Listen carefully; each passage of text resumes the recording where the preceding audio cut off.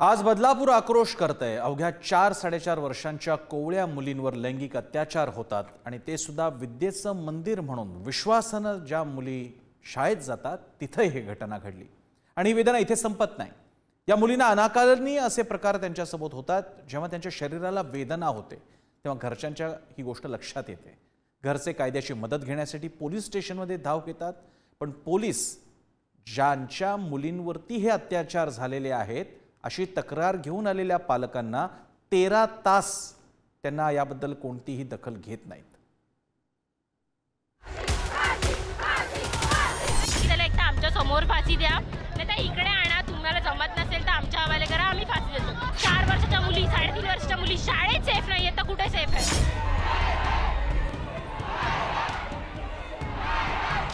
मेरी खुद की छोटी बहन है, अभी मैं भी तो यही सोचूंगी उसको स्कूल भेजू या नहीं भेजू।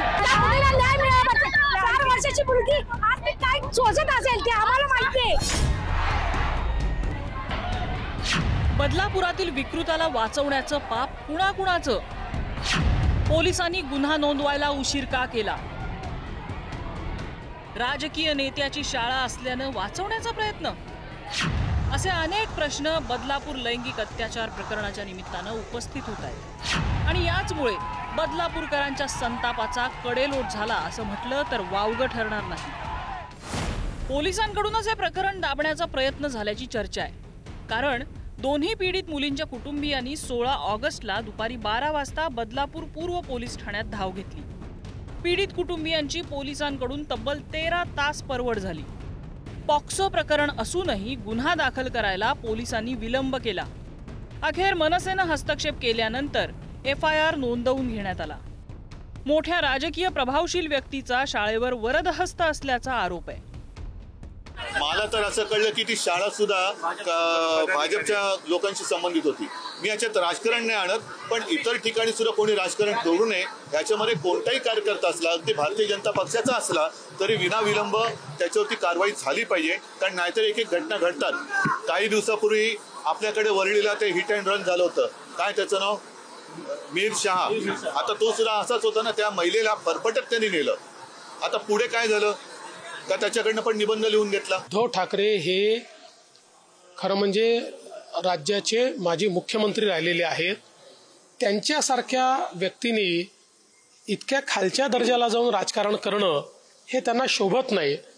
किमान अशा प्रकारच्या संवेदनशील घटना घडतात त्यावेळी जे मोठे नेते असतात त्यांनी राजकीय न वागता स्टेट्समन सारखं वागलं पाहिजे। त्यांनी राजकीय न वागता त्या ठिकाणी जनतेला काय दिलासा देता येईल आणि आपल्याला अशा प्रकरणात न्याय कसा मिळवून देता येईल अशा प्रकारचं वागायचं असतं, तशा सूचना करायच्या असतात। ज्या शाळेत हा प्रकार घडला ती शाळा बदलापूरमधली अतिशय जुनी, नामांकित आणि सर्वात मोठी शाळा म्हणून ओळखली जाते। मात्र बदलापुरातल्या घटनेमुळे विद्यार्थ्यांच्या सुरक्षेचा प्रश्न ऐरणीवर आलाय। शाळा व्यवस्थापनाच्या अनेक त्रुटी आढळून आल्या असून निष्काळजीपणाही उघड झालाय। त्यामुळे भविष्यात अशा घटना घडू नये यासाठी कठोर उपाययोजना आणि चांगल्या प्रकारे देखभाल करणं आवश्यक झालंय। यात शाळा व्यवस्थापनाचं सुद्धा काय चुकलं हे बघणं आवश्यक आहे। लेडीज टॉयलेटसाठी महिलेची नियुक्ती या ठिकाणी केली नसल्याचं समोर आलंय।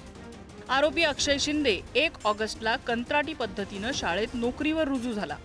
मुलींना टॉयलेटकडे घेऊन जाण्याचं काम अक्षय शिंदेकडे सोपवण्यात आलं। लेडीज टॉयलेटसाठी महिला कर्मचाऱ्याची नेमणूक न केल्याचा गैरफायदा अक्षय शिंदेनं घेतला। शाळेत अनेक CCTV कॅमेरे काम करत नसल्याचंही या निमित्तानं समोर आलंय। दुर्दैव आहे की अशा संवेदनशील गोष्टीमध्ये राजकारण येते, हेच दुर्दैव आहे। अशा गोष्टीमध्ये त्या लेकीच्या मागे आम्ही सगळ्यांनी आमचे राजकीय मतभेद सोडून त्या मुलीच्या बाजूनी आम्ही उभं राहिलं पाहिजे। इलेक्शन होत राहतील। हे दुर्दैव आहे की महाराष्ट्राचं ट्रिपल इंजिनचं सरकार हे फक्त आणि फक्त मताच्या मागे असतं आणि अतिशय असंवेदनशील आहे सरकार। आमचे गृहमंत्री सक्षम आहे, पण असे बुद्धीचे जे लोक आहे, असे राक्षस विचाराचे जे लोक आहे, त्यांना आता कायद्याचा काही भीती राहिली नाही। तर त्याकरिता आमची सरकार आणि आपले गृहमंत्री साहेबांना मी विनंती करते, असे कृत्य करणारे जे लोक आहेत त्यांना भर चौकात आणून त्यांना फाशी दिली पाहिजे, एवढी विनंती मी नक्की करेन। कारण खूप वेदना होता, एक महिला म्हणून, एक आई म्हणून। दरम्यान बदलापुरात संताप उसळल्यानंतर गृह विभागाला जाग आली आहे. गुन्हा नोंदवायला टाळाटाळ करणाऱ्या पोलीस अधिकाऱ्यांचं निलंबन करण्यात आलंय. बदलापूर प्रकरणी वरिष्ठ IPS अधिकारी आरती सिंह यांच्या अध्यक्षतेखाली SIT स्थापन करण्यात आली आहे. दोषींवर फास्ट ट्रॅक न्यायालयात खटला चालवला जाणार आहे. वरिष्ठ पोलीस निरीक्षक शुभदा शितोळे यांचं निलंबन करण्यात आलंय. संस्था चालकांवर कडक कारवाईचे आदेश देण्यात आले आहेत. सखी सावित्री समित्या शाळांमध्ये स्थापन झाल्या आहेत की नाही हे तपासण्याचेही निर्देश देण्यात आले. प्रत्येक शाळेत एक तक्रार पेटी लावण्याची सूचना करण्यात आली.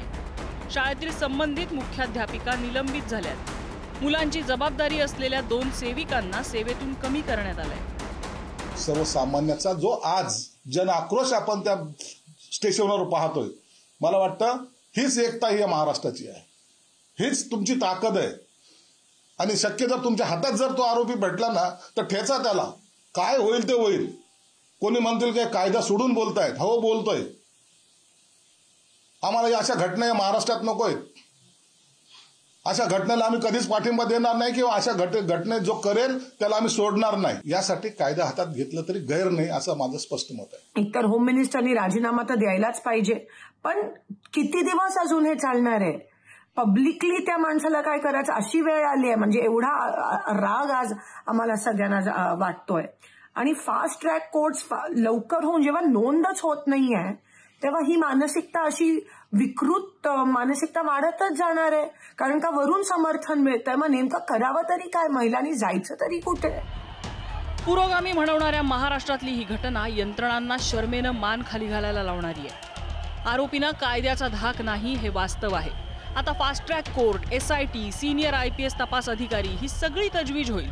पण गुन्हा दाखल करायला गेलेल्या नातेवाईकांची झालेली परवड नजरेआड कशी करता येईल. लाडकी बहीण म्हणताना त्यांची सुरक्षा वाऱ्यावर आहे. त्यांच्या दैनंदिनीतलं भय संपत नाही. हा दिव्याखालचा अंधार कसा दूर होणार. ब्युरो रिपोर्ट, पुढारी न्यूज.